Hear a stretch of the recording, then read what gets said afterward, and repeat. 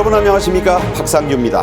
방미 이틀째를 맞는 윤석열 대통령이 59억 달러 규모의 대규모 투자 유치에 성공했습니다. 아폴로 11호의 추억을 떠올린 나사 우주센터 방문, 한미동맹 70주년을 상기시킨 알링턴 국립묘지 방문 등 경제, 안보, 병행 외교를 집중 분석해드리겠습니다. 기시다 일본 총리의 피습에 충격을 받은 걸까요? 북한 김정은의 경호원들이 모두 검은 가방을 들고 다니는 장면이 잇따라 포착되고 있습니다. 그 정체를 파헤쳐드리겠습니다. 먼저 최양호 기업정책연구원장, 정혁진 변호사와 함께하겠습니다. 어서 오십시오. 네, 반갑습니다. 윤 대통령의 국빈 방미 열차가 워싱턴 DC 곳곳을 누비기 시작했는데요. 어떤 곳들을 갔는지 먼저 영상으로 보시겠습니다.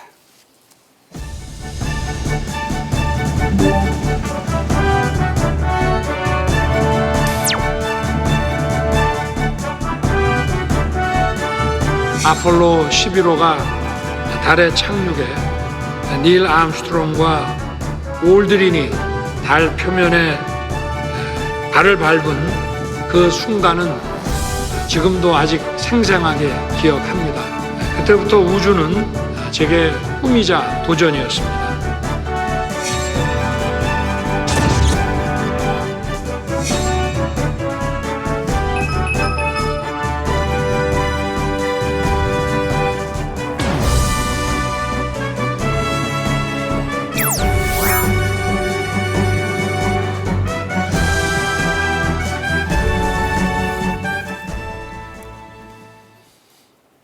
윤 대통령이 워싱턴의 알링턴 국립묘지를 방문해서 헌화하고 참배하는 것으로 국빈 방민 둘째 날의 일정을 시작했습니다. 윤 대통령이 이 묘지에 전달한 기념패 문구가 We will never forget, forgotten no more입니다. 우리는 결코 잊지 않겠다. 여러분은 더 이상 잊히지 않을 것이다. 이런 얘기인데요.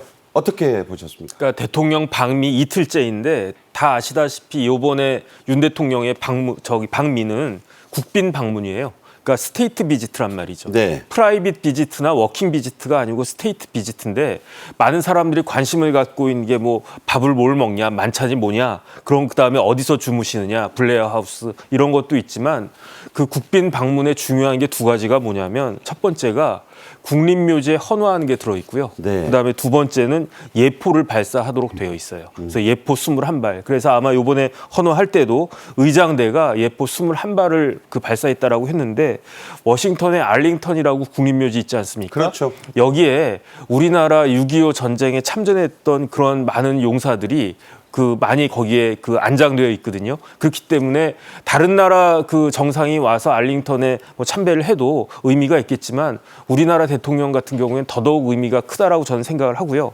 그다음에 적은 문구가 We will never forget이잖아요. 여기 will에는 의지가 있단 말이죠. 그렇죠. 그러니까 우리는 잊지 않겠다. 결코 잊지 않겠다. 그다음에 forgotten no more. 그 말은 뭐냐면 제가 해석하기로는 여기서 우리나라를 위해서 희생하셨던 분들이 더 이상 잊혀지지 않도록 하겠다. 그렇죠. 그런 의지가 아주 강하게 담겨져 있어서 이런 부분들은 굉장히 이제 미국 사람들한테도 많은 공감을 얻지 않았을까 그런 생각이 듭니다. 네. 잊지 않겠다와 잊혀지지 않겠다. 미국 보훈의 상징적인 단어를 썼습니다. 자, 이 알링턴 국립묘지는 어떤 곳입니까? 영화나 드라마에도 많이 등장하죠. 많이 나오죠. 지금 한 22만 구의 영웅들과 그다음에 국가를 빛내신 분들이 거기 지금 계시고요. 지금 미국에서 보면은 이게 사실은 제일 큰 국립묘지는 아니에요. 그래서 롱아일랜드 카버튼이라는 데 있어서 두 번째인데 여기에 이제 중요하신 분들이 우리가 기억하는 게 존 F 케네디도 여기 있고 잘 아시는 조 루이스 그다음에 챌린저 때 이제 터져갖고 사망하신 분도 있는데 아까 정혁진 변호사가 얘기한 것처럼 국가를 위해서 희생하신 분들 특히 한국전에 참전했던 분들도 많이 이제 묻혀 계신 부분이고요. 자꾸만 이제 우리가 한국전쟁에 대해서 포 같은 얘기가 나오는데 미국에서는 한국전쟁 이름이 포 같은 워거든요. 잊혀진 전쟁이었죠. 예, 그래서 뭐 베트남보다 뭐 왜 이것이 더 뭐 세계적인 평화에 이익을 했는데 왜 이거 잊혀지냐. 그래서 계속 포 같은 이라는 얘기가 나오는데 그거를 넘어서 가는 아주 첫 번째 시도로 알링턴 국립묘지에 또 지금 뭐 화면에 잠깐 나왔습니다만은 우리나라의 태극 문양을 그대로 담은 그런 헌화를 하시는 그런 아주 중요한 일정을 지금 보내고 계십니다. 네. 윤석열 대통령은 이에 앞서 우리나라와 미국의 전현직 장병 300여 명과 한미동맹 70주년을 기념하는 감사의 오찬도 가졌습니다. 영상 보고 얘기 이어갑니다. 전쟁의 폐허를 딛고 글로벌 리더 국가로 발돋움한 대한민국의 눈부신 번영은 미국의 수많은 젊은이들의 희생과 헌신 위에 서 있습니다. 자유의 가치를 믿는 180만 명의 젊은이들이 공산화의 위기에 처한 대한민국을 지키기 위해 한국 전쟁에 뛰어들었습니다. 한국전 참전 용사들의 희생이 없었다면 오늘날 대한민국은 없었을 것입니다. 한국전쟁은 잊혀진 전쟁이 아니라 승리한 전쟁이고 기억해야 할 전쟁입니다. 윤 대통령은 이날 만찬에 앞서 직접 6.25 참전용사인 미국의 랄프 퍼켓 예비역 육군대령의 휠체어를 뒤에서 밀어주면서 등장해서 화제가 됐습니다. 그래서 이제 세 분한테 그 훈장을 수여한 것으로 되어 있는데 지금 윤 대통령이 직접 휠체어를 밀었던 퍼킷 대령은 육군 대령이에요. 이제 네. 리타이어드죠. 그런데 1950년에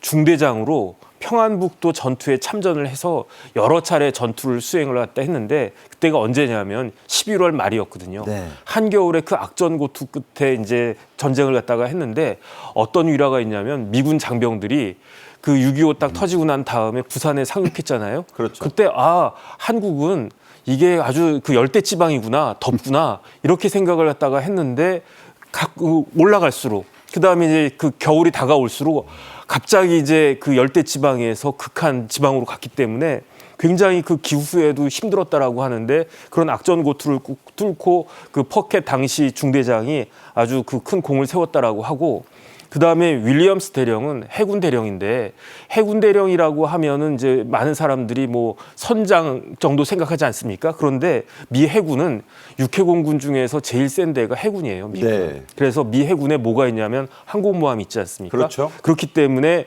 많은 그 조종사들이 전투기 조종사들이 해군이 많아요. 그런데 윌리엄스 대령도 그 조종사였기 때문에 미국이를 4대를 갖다 격추했고 그다음에 이제 돌아가신 분인데 로페즈 중위는 그 유명한 인천 상륙 작전에서 큰 공을 세워가지고 이번에 이제 윤 대통령 미국 가신 김에 이분들에 대해서 늦었지만 어느 정도 늦었다라고 볼 수도 있지만 이렇게 훈장을 추서한 것이다 이렇게 이야기가 되고 있습니다. 네. 이 감사 오찬장에는 우리나라와 미국이 함께 기획한 조형물 테이블이 놓였습니다. 이 화제의 실종자 테이블인데요. 영화 제목으로도 유명한 이 MIA, Missing in Action이라고 합니다. 그런 장면들을 위한 빈 테이블이죠? 그렇습니다. 이거는 뭐 미국의 전통적으로 미국 군대 식당에 가면 꼭 이거를 만들어 놓고요. 또 베트남전 이런 행사가 있으면 또 나오는데 해외 정상이 와서 이렇게 만든 건 굉장히 이례적입니다. 근데 지금 화면에서 지금 잠깐 보입니다만은 저기 이제 레몬과 소금 그다음에 빨간 꽃 등이 나오는데 다 뜻이 있어요. 하얀 테이블을 깔아놓는 것은 조국의 부름에 순응한 그런 순수한 뜻을 얘기하고 빨간 장미는 참전 용사의 피와 희생 그리고 레몬이 지금 올라가 있습니다. 거기는 실종자의 비통한 운명. 소금은 그 가족들의 눈물. 그리고 노랑 리본이 저기 이제 맺혀 있지 않습니까? 무사 귀환을 위한 바람이고요. 타이어 옐로우 리본이라는 그렇죠. 게 있잖아요. 올드 트리에 이제 많은 거고요. 그다음에 잘 보시면 잔이 뒤집혀져 있어요. 그것은 같이 할 수 없는 운명에 대한 어떤 기원을 얘기를 하는 거고요. 그다음에 이제 촛불이 켜지는 부분은 지금 보시는 대로 다 꼭 살아서 돌아오는 염원을 하는 부분들이라서 굉장히 획기적으로 이런 방문한 이 대통령에게 대한 지금 예우를 갖추는 그런 자리라고 보여집니다. 네. 앞서도 얘기가 나왔지만 이 윤 대통령의 수훈 용사들에 대한 직접 훈장 수여 이게 바로 우리 군의 최고령인 태극무공훈장인데 이걸 외국에서 주는 것 자체가 이번이 처음이라고요? 제가 알고 있기로는 그 태국무공 훈장도 외국인한테는 아마 주어졌을 거예요. 제가 정확하진 않지만 그렇게 기억하거든요. 그런데 한국이 아닌 외국에서, 미국에서 이렇게 태국무공 훈장을 그 서운한 것은 이거는 진짜 처음이다라고 생각이 되는데 왜 그럴까? 지금 한미동맹 70주년을 기념해서 국빈 방문하고 계신 거란 말이죠. 네. 그런데 한미동맹 70주년은 무엇과 똑같으냐면은 정전 70주년과 똑같은 거예요. 그렇죠. 그렇기 때문에 그때 이제 우리나라에 와가지고 그렇게 헌신하셨던 분들을 잊지 않겠다. 그다음에 미군들은요. 지금도 70년이 지난 지금도 유해 발굴을 계속하고 있거든요. 그렇죠. 그러니까 그런 것들도 이제 다시 한번 상기가 될 수 있을 것 같고 그다음에 제가 이제 미군하고 일을 여러 번 같이 많이 해가지고 같이 네. 저녁도 많이 먹고 뭐 그랬는데 미군들 건배사는 항상 똑같습니다. 그게 뭐냐면 렛츠 고 투게더예요. 그러니까 이러한 정신들을 70주년이 지난 오늘날에 와가지고 대통령께서 다시 한번 이렇게 상기시키는 그러한 그 행사를 하신 것이 아닌가 싶습니다. 미국의 영웅적인 베트남전 영웅을 소재로 이 멜 깁슨이 주연한 영화에는 이런 말이 나옵니다. 나는 항상 누구보다 먼저 전장에 뛰어들고 가장 나중에 나온다. 내 뒤에 내 동료들을 남겨놓지 않겠다. 바로 이런 얘기가 나오는데 이날 무공훈장을 받은 미군 용사들 앞서 정혁진 변호사도 얘기를 했습니다만 그 전투들이 바로 6.25의 중요한 전투들이 다 들어있습니다. 어떤 공을 세운 전투였는지 한번 짚어주시죠. 네, 랄프 피켓 육군 대령 지금 유격 중대 대대장을 했고요. 평양북도에 205 고지라는 게 있는데 여기가 6번 정도의 아주 집중 화력을 통해서 적이 이것을 탈환하려고 했었습니다만은 그것을 6번 다 막아내는 전투에서 지금 저 보시다시피 출체를 타게 되는 다리와 팔이 지금 부상에 당한 거고요. 네. 로이스 윌리엄 해군 그분은 미국이를 7대가 출격했을 때 같이 뜹니다. 근데 거기서 어떤 전과를 올리냐면 4대를 격추를 시키는데 이게는 지금 세계 공중전 역사상 처음 있는 일이라고 합니다. 그런 부분. 그다음에 지금 발로메로 로페즈 중위도 지금 있습니다만 이분은 돌아가셨어요. 그래서 제 손자들이 받고 있는데 인천 상륙 작전하고 이때 수류탄이 날라오는 것을 몸으로 막았던 그런 전투에 아주 혁혁한 전공을 남기신 분들로 이번에 무공훈장을 타게 된 배경이 되었습니다. 다시 한번 말씀드립니다. 랄프 포켓 대령의 전투는 중대장으로 참여했던 함경북도의 전투, 혹한의 추위를 이겼던 전투였고요. 엘머 로이스 윌리엄스 대령은 미그 15기를 당시에 우리는 뭐 공군력이 전무했었는데 이걸 넉 대나 격추했던 영웅적인 전투기 조종사였다. 그리고 발도메로 로페스 중위는 그 유명한 인천 상륙 작전 여기에서요 수류탄을 몸으로 막아서 그분은 고인이 됐습니다. 그런 분들을 수훈했다 이런 말씀을 드리겠습니다. 또 이날 제2연평해전 그리고 연평도 포격전 천안함의 용사와 목함지뢰 부상 장병 등도 이 오찬에 함께 했습니다. 예고가 됐었던 일이지만 이것도 역시 이례적인 일이죠. 그래서 이제 오찬을 갖다가 하셨는데 이게 굉장히 한국 전쟁을 상징하는 세레모니였다라는 생각이 드는 것이 한국 전쟁 하면 누가 생각이 나겠습니까? 메가더 원수가 생각이 나잖아요. 그 다음에 메가더 원수 다음으로 미국에선 누구냐면요. 벤 플리트 장군이에요. 한국에선 누구냐면요. 백선엽 장군이에요. 그렇죠. 그런데 이 오찬에 벤 플리트 장군의 외손자와 그 다음에 이제 백선엽 장군의 장녀 이제 연세가 좀 있으신데 네네. 그분들이 이제 참석을 갖다가 하도록 초청을 갖다 받았고 제가 알고 있기로는 아마 백선엽 장군의 장녀는 미국에서 거주하고 계신 것 같아요. 그 다음에 그 외에 연평해전, 연평도 포격전, 천안함 용사, 목함지뢰에서 부상당한 우리 용사들도 그 초청을 받았다라고 하는데 이게 무슨 뜻이냐면은 한국 전쟁이 우리나라를 지키기 위한 전쟁 아니었겠습니까? 그 이후에 우리나라가 아직 종전이 아니고 정전 상태잖아요. 네. 그 이후에 있었던 여러 가지 전투 비슷한 것들 실질적으로는 전투나 마찬가지였다라고 저는 생각이 되는데 그렇게 우리나라를 지켰던 사람들을 이번에 70주년을 맞이해가지고 오찬장에서 같이 그 오찬을 하는 그러한 행사를 한 것으로 저는 그렇게 파악이 됩니다. 네. 이 오찬장이요 기록을 남겼어요.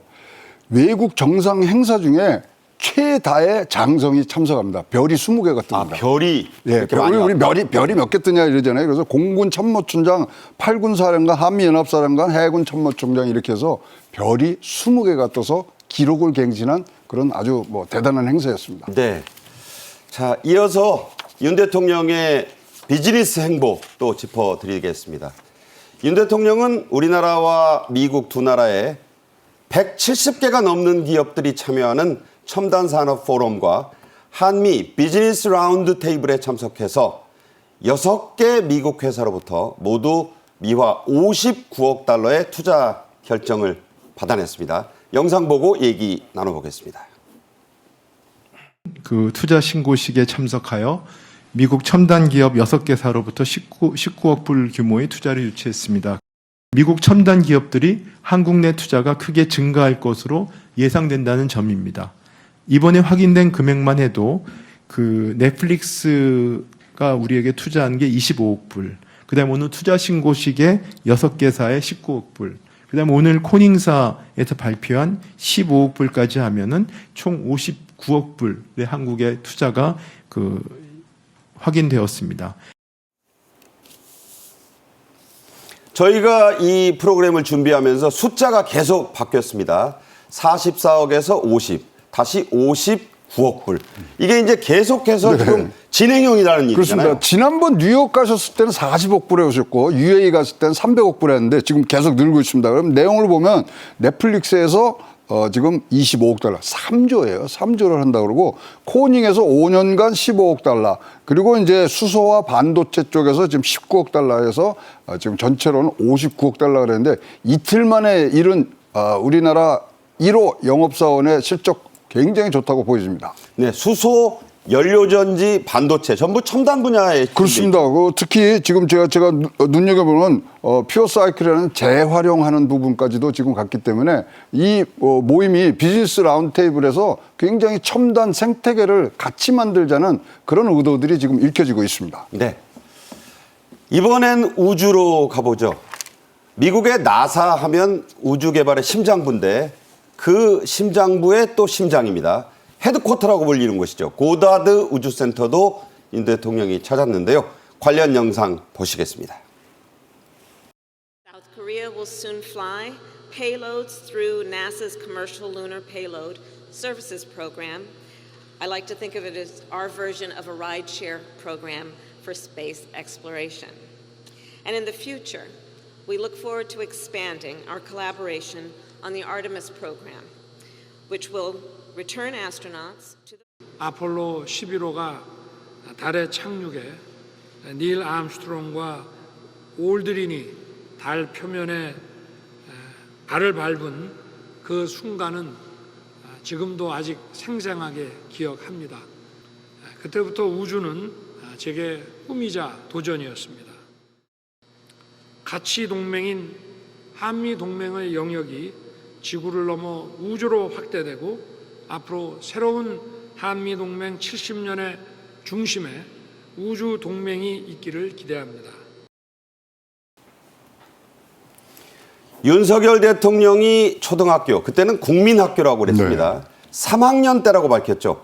1969년 7월 20일이 일요일입니다. 현지 시간으로, 미국 현지. 아폴로 11호 우주선이 달에 착륙했습니다.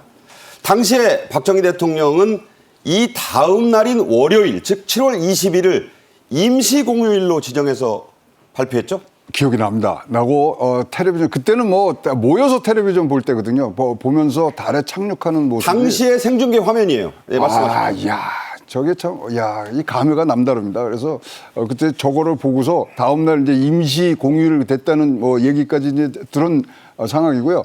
당시에 또 어떻게 지금 기억이 나는 게 뭐냐면 닐 암스트롱이 사실 한국전 참전용사입니다. 그렇죠. 예, 그래서 비행기 타고 어서 한 다음에 이제 지금 우주 거기에 대해서 하는데 그 첫 번째 이 인류를 향한 첫 발자국이라는 모습 너무나 생생하게 아직도 기억이 나고요. 그때 뭐 다른 나라는 어떻게 했는지 모르지만 우리나라는 공휴일로 이제 지정을 했고 그만큼 우리가 세계 역사의 흐름에 같이 동참한다는 그런 뜻도 굉장히 컸다고 보여집니다. 암스트롱이 했던 얘기는 교과서에도 나옵니다. 나에게는 작은 스몰 스텝이었지만 맨카인드, 인류에는 그레이트 립이다. 즉 다시 말해 위대한 도약이라는 말을 했었는데 당시 아폴로 11호의 달 착륙 장면은 서울 남산에 있는 야외음악당 대형 스크린을 통해서 생중계됐고요. 당시 서울 시민 10만여 명이 운집해서 밤새도록 이걸 지켜봤습니다. 이 생방송 해설을 한 분, 아폴로 박사로 유명했던 고 조경철 선생이었죠. 그래서 전 세계에서 무려 5억 명이, 지금 같은 시대가 아니잖아요. 지금같이 핸드폰이 다 있는 시대가 아니었는데도 5억 명이 이 달 착륙 장면을 봤다라는 거죠. 저도 아마 봤을 겁니다. 근데 기억이 안 나요. 왜냐하면 그때 제가 만으로 2살이었기 때문에 네. 분명히 봤을 것 같긴 한데 기억은 안 나거든요. 그런데 어쨌든 우리나라 많은 사람들이 남산 그 야외 음악당 지금도 있지만 거기서 이제 많은 사람들이 보면서 그때 이제 아폴로 박사라고 하는 별명이 붙여진 게 아마 이 아폴로 그때였어요. 11호 네. 때였기 때문에 조경철 박사님이 하셨던 것 같은데 그 당시는 1960년대 말 이때는 미소 간의 체제 경쟁이 아주 심하던 때였어요. 그래서 최초의 우주인은 미국이 아니고 소련의 가가린이 아니었겠습니까? 네네. 그렇기 때문에 미국에서 더 박차를 가해가지고 아폴로 11호가 달 착륙을 갖다 먼저 하게 된 것이고 그게 이제 지금은 격차가 훨씬 더 커진 것이 아닌가 하는 생각이 듭니다. 네. 이런 추억을 떠올렸다는 말씀을 드리면서 이날 윤석열 대통령은 카멀라 해리스 미국 부통령과 함께 이 행사에 참석을 했습니다. 한미 우주항공 분야 협력에 대한 논의를 나눴는데 우리나라에서는 윤 대통령이 위원장이고 미국에서는 카멀라 해리스 부통령이 미국의 국가우주위원장이니까 양국의 국가우주위원장 간의 만남이었어요. 그렇습니다. 그리고 특히 이제 우리나라 이제 우주항공청을 지금 뭐 발족을 시키려는 준비를 하고 있기 때문에 좋은 얘기들을 많이 했을 것 같고요. 사실 첨단 중에 첨단이고요. 지금 이 우주가 왜 이렇게 우리에게 지금 다가왔냐면요. 우리가 5G 얘기하고 6G 얘기하잖아요. 6G는 적어도 위성으로 통신하는 겁니다. 그래서 우주 전쟁은 벌써 시작이 됐고 양국의 위원장끼리 좋은 어떤 생태계를 만드는 그런 합의가 이루어지면은 굉장히 발전할 수 있는 부분들이기 때문에 좋은 말씀 하여튼 잘 부탁드리고 협력 부탁드리겠습니다. 네.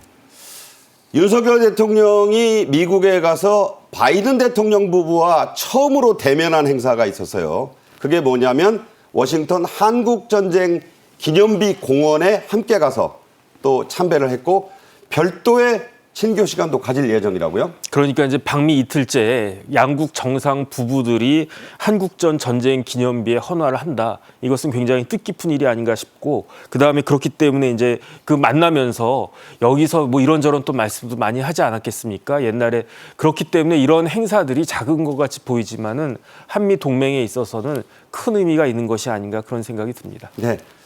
두 정상은 저녁 만찬도 함께 가질 예정입니다. 이 준비된 음식들이 화제입니다. 우리나라와 미국 두 나라를 상징하는 음식들이 마련됐다고요?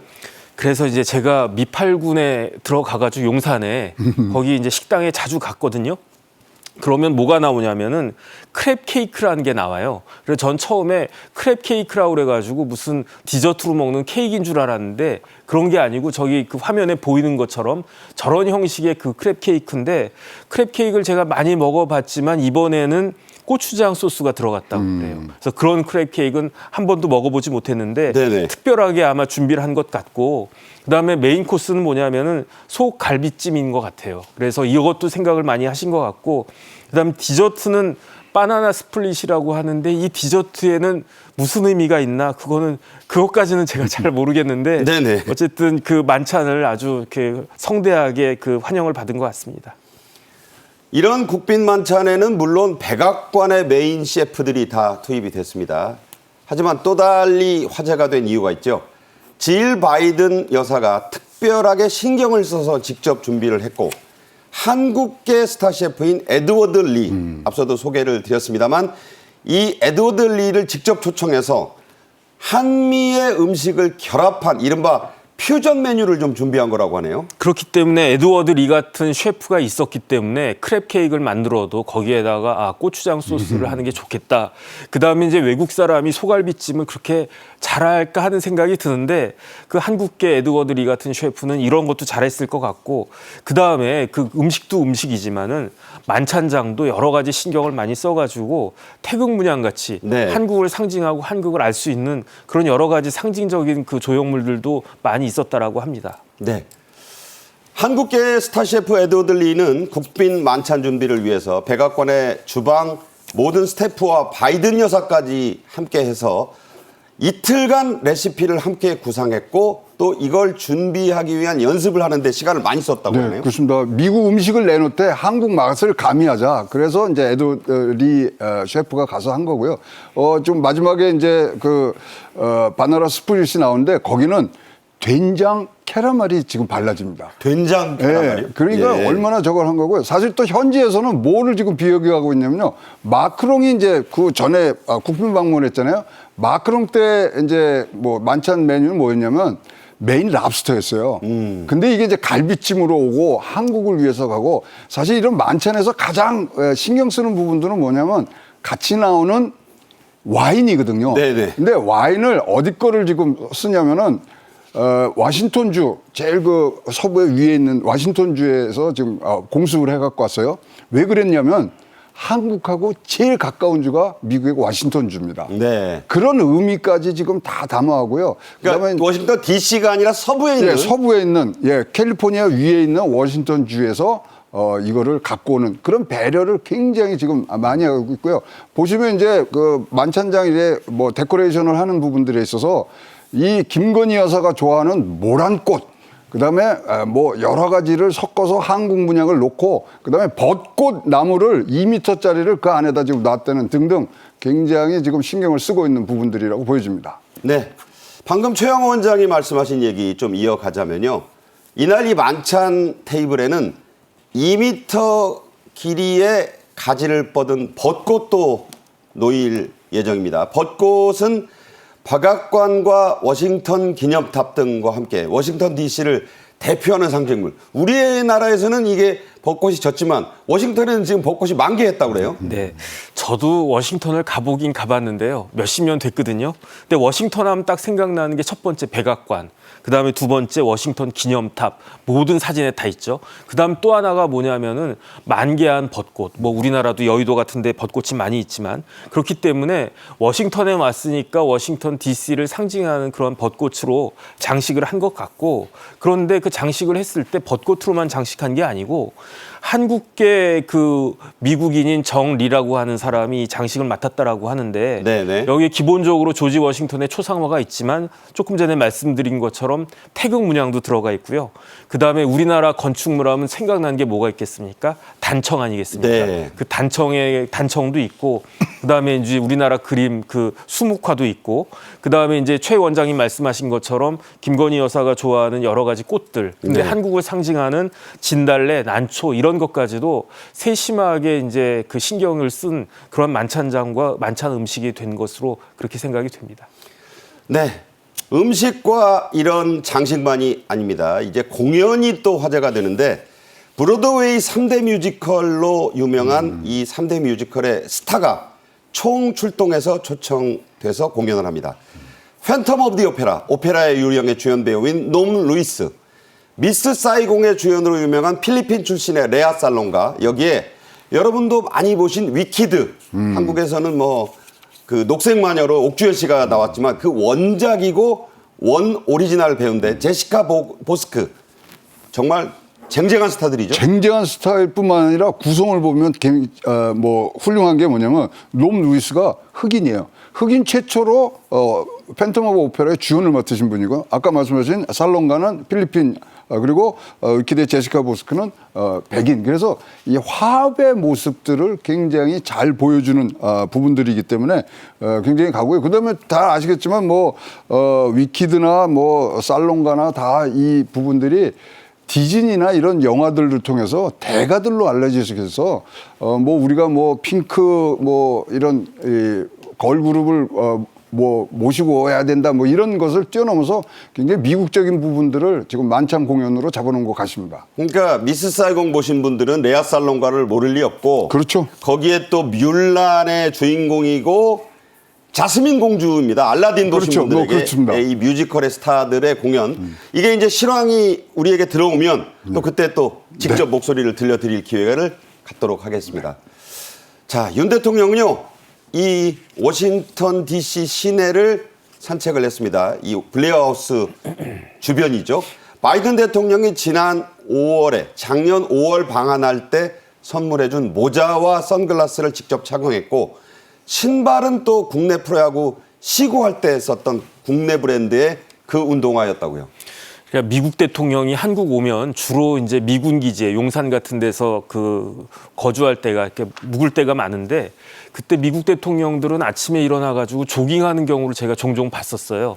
그런데 윤 대통령은 워싱턴 가가지고 아침에 짬을 내서 산책을 갔다가 했는데 산책하는 거니까 복장이 좀 편해야 되지 않겠습니까? 네. 그래서 그 잠바는 국가대표 야구팀 워낙 야구를 좋아하시니까 그 잠바를 입으셨다라고 하고 신발은 마찬가지로 야구화를 신으셨던 거 아닌가 하는 생각이 들고 아니면 야구화가 아니더라도 시구할 때 신었던 그 신발이래요. 네, 그 신발을 시구 때 그 신발을 그대로. 근데 그게 야구화였는지 그냥 보통 운동화였는지 네네. 모르겠지만 그 다음에 이제 여기서 특이한 게 모자하고 선글라스인데 모자하고 선글라스는 바이든 대통령이 선물했던 그것을 쓰고 갔다 그 이야기가 나오는데 아마 이제 그 바이든 대통령 만났을 때 산책할 때 당신이 준 모자하고 선글라스 썼다 이렇게 말씀하시려고 한 것이 아닌가 하는 생각이 듭니다. 네.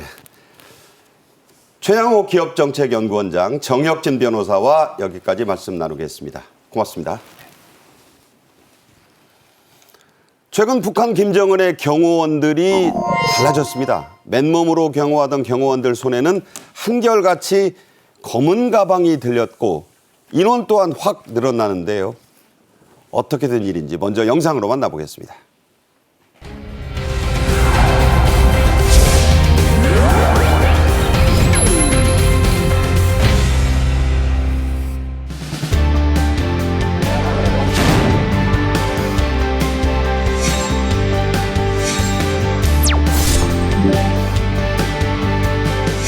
경애하는 김정은 동지께서 국가우주개발국을 현재 지도하셨습니다.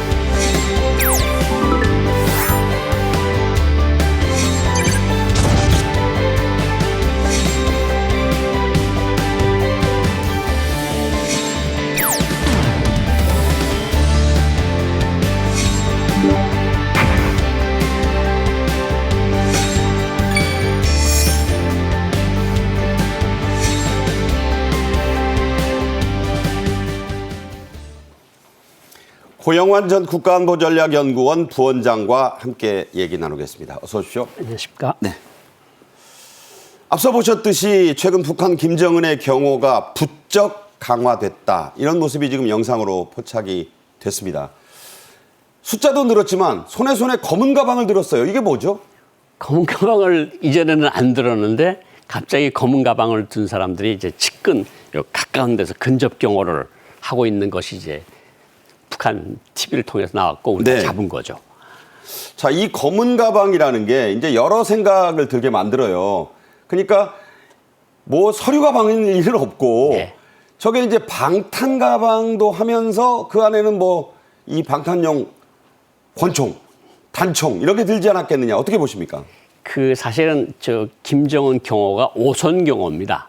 사해안전성, 국가보위성, 호위사령부, 974부대, 신의대 이렇게 해서 5겹으로 둘러싸는데 2선 사람들이 기관단총, 기관총을 메고 있고 저 근접하는 건 권총만 가지고 있었거든요. 네. 근데 저거는 아무래도 방탄일 가능성이 충분히 높고요. 저 안에 철이 들어있는지 합금이 들어있을지는 모르겠지만 어쨌든 저거는 어떻게 보면 김정은을 무슨 폭발물과 총 하나로부터 보호하기 위한 그런 것으로 보입니다.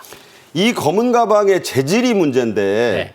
이게 이제 보통 경호원들이 몸으로 막는다지만 일단 경호 대상 자체는 김정은일 거 아니에요. 그렇죠. 그럼 그 재질을 뭘로 만들면 저걸로 방탄을 할 수 있을까요? 그러니까 이전에는 특수 합금을 넣어서 그 막았는데 지금 북한은 어떤지 모르겠지만 지금 최신형은 여러 겹의 천을 50겹쯤으로 짜가지고 총알이 들어가다가 막히게끔 하는 게 최신형이라고 그러거든요. 네네. 북한이 그런 최신형까지 들어간지는 모르겠지만 적어도 합금, 특수합금이 들어간 것 같습니다. 네. 그 기관단총이 이 안에 들었을 것이라는 전문가들도 있던데 네. 뭐 이스라엘제 루지 같은 거는 저는 가방에도 들어가겠죠? 근데 총탄이 터지면 총을 꺼내서 조립할 시간이 없거든요. 그러니까 네네. 기관총 하는 사람들은 한 30m, 50m 옆에 있고 저거는 말 그대로 방패 역할을 하는 사람들이라고 보시면 될 것 같습니다. 네.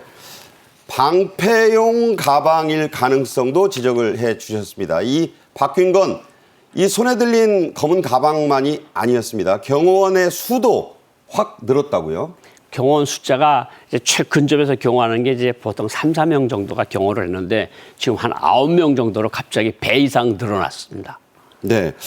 9명이라면은 보통의 경우에는 그 서너 명, 너댓 명이었는데 네. 이 2배를 늘렸다는 건 어떤 의미가 있을까요? 그만큼 김정은이 신변 안전에 대한 불안을 느끼고 있고 북한 지도부도 그런 불안을 느끼고 있으니까 근접 경호원 수를 대폭 늘린 거라고 볼 수 있습니다.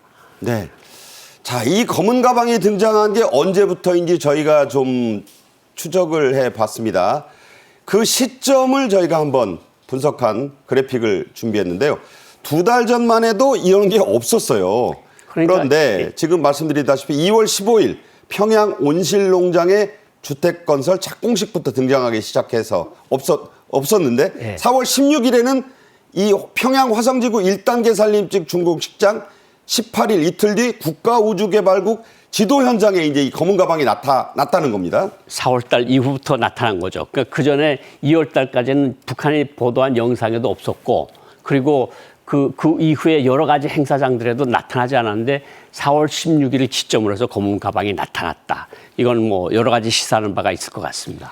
저희가 이게 과연 언제부터인가를 한번 따져보니까 기시다 일본 총리가 네. 지방선거 유세 갔다가 은색통이 뒤에서 날아와가지고 그렇죠. 한번 난리가 났잖아요. 네. 그 시점 이후인 것 같습니다. 그렇죠. 그러니까 기시다 총리 화면 보고 저도 놀랐는데 이게 이런 파이프통이 공중으로 날아와서 터지잖아요. 그러니까 아마 북한도 저걸 보고 아마 깜짝 놀랐을 것 같고 북한은 뭐 지도자의 신변이 곧 국가의 신변이라고 간주하는 좀 나라니까 네. 저걸 이제 빨리빨리 저런 걸 해가지고 뭐 날아온다면 꼭대기에서 이제 그 가방을 펴서 막는 그런 방탄 역할을 하고 뭐 그 경호원들도 키가 대체로 커요. 네네. 신변과 방패로서 김정은을 보호한다 이런 의미로 볼 수 있는 거죠. 네. 5년 전인 2018년 판문점 남북 정상회담 당시에는 경호원들 손에는 뭐 아무것도 없었어요. 그 모습을 보면서 한번 얘기를 나누도록 하겠습니다. 2018년 판문점 남북 정상회담 당시의 모습입니다. 저 뒤에 이제 있잖아요. 예. 임종석 뭐 비서실장. 씨도 보이고 예. 예, 이때는 경호원들이 그냥 뒤로 서 있고 짧은 머리에 이렇게 있는데 뭐 없어요. 양복만 입었지 않습니까? 양복만 입고 권총만 찬 상태입니다. 권총만 찬 상태인데 저 이제 특이하게 그때 사람들이 많이 놀란 게 김정은 차 주변에 이렇게 한 11명 정도가 갈매기형으로 둘러싸고 이제 가는 거. 저렇게 뛰는 게 뛰어가는 거. 화제가 예, 됐어요. 뛰는 게 굉장히 화제가 됐는데 저거는 아무래도 북한으로서는 아직 한국이 적국이니까 적국 땅에 와서 어쨌든 만나는 거니까 아무래도 저렇게 신경을 쓴 것 같고 그 싱가포르 회담할 때도 저렇게 뛰어다녔어요. 네. 그러니까 저거는 외국에 나갈 때는 저렇게 분명 하는데 국내 행사할 때는 자기가 충분히 경호를 할 수 있으니까 겹겹이 막아놨는데도 불구하고 경호원, 최근접 경호원 수를 3, 4명에서 9명으로 늘렸다. 그거는 분명한 차이가 있습니다. 네. 그런데 이때와 똑같다고 보기에는 좀 애매한 점도 있습니다. 이미 이 당시에 김정은 경호원들은 한 번 교체가 된 상태였다죠? 그게 경호원들이 보통 한 2년, 3년 주기로 바꿉니다. 바꾸는 이유는 왜 군대도 오래 가 있으면 좀 나태해진다는 말이 있잖아요. 그렇죠. 대충 하고. 네. 그러니까 그 지도자의 소위 그 지도자의 신변을 대충 하다가 큰일 날 수 있으니까 2, 3년에 한 번씩 측근 근접 경호원들을 바꿉니다. 그래서 싱가포르 회담이나 판문점 회담에 나왔던 사람들이 아니고 새로운 사람들로 이번에 구성된 사람들이 사진에 찍혔다 이렇게 보시면 될 것 같습니다. 네. 우리의 나라에서도요, 경호원들이 검은 가방을 들고 있었던 적이 있었습니다. 박근혜 전 대통령이 소주병 테러를 당했을 때가 그 대표적인 사례였는데요. 당시의 모습 영상으로 돌아보겠습니다. 존경하는 달성 국민 여러분, 그리고 대구 시민 여러분, 박근혜입니다. 오랜만에 여러분께 인사를 드립니다.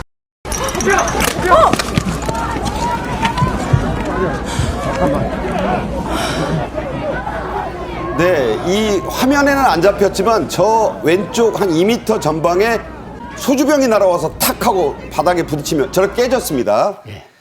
자, 이때 경호원들이 곧바로 나와서 이제 여성 경호원부터 시작해서 막아섰잖아요. 네. 그 일본에서 저걸 보고 야, 우리 한국 그 전직 대통령만도 못하냐 이런 네. 얘기도 나왔었다고 하고. 네. 자, 그때의 견문 가방에는 뭐가 들었을까요? 그때의 경호 가방에도 방패입니다. 아, 방패고 뭐 제가 알건대는 구체적으로 말씀드릴 수는 없겠지만 특수 재질로 짠 총알이 뚫을 수 없는 방패가 그 가방 안에 들어 있었고 우리 경호원들이 그냥 순식간에 가서 에워싸잖아요. 네네. 그러니까 뭐 일본 사람들이 보기에는 일본 사람들 이번에 기시다 총리 그 폭발물 날아올 때 그 일본 경호원들 태세 보세요. 그 시민이 범죄자를 목 잡아가지고 제압을 한 거 아닙니까? 경호원들이 제압한 그렇죠. 거 아니고. 그걸 보면 아 우리가 진짜 세계에서 경호는 정말 최고 수준인 것 같다 이런 생각이 들었습니다. 네. 박근혜 전 대통령의 소주병 테러 때도 이 지켜준 검은 가방을 저희가 그래픽으로 다시 한번 준비해봤어요. 저렇게 가방들을 들었는데 예. 저것은 이제 저 안에 뭐 총이 있는 건 아니고 네, 총이 있는 순수한 방패용 가방이다. 순수한 방탄, 폭발물, 뭐 유해 물질, 총탄으로부터 막기 위해서 경호 대상을 막기 위해서 만든 특수한 재질로 만든 물건이 들어가 있었고 저것은 웬만한 소총탄알이나 웬만한 폭발물 같은 건 막을 수 있는 그런 재질이다. 그러니까 김정은 경호원들이 들고 다니는 것도 저것을 벤치마킹, 뭐 우리말입니다만 네. 그렇게 한 것일 수도 있다 이런 해석이 가능하네요. 뭐 저런 걸 보면서 우리는 왜 저런 걸 못하느냐.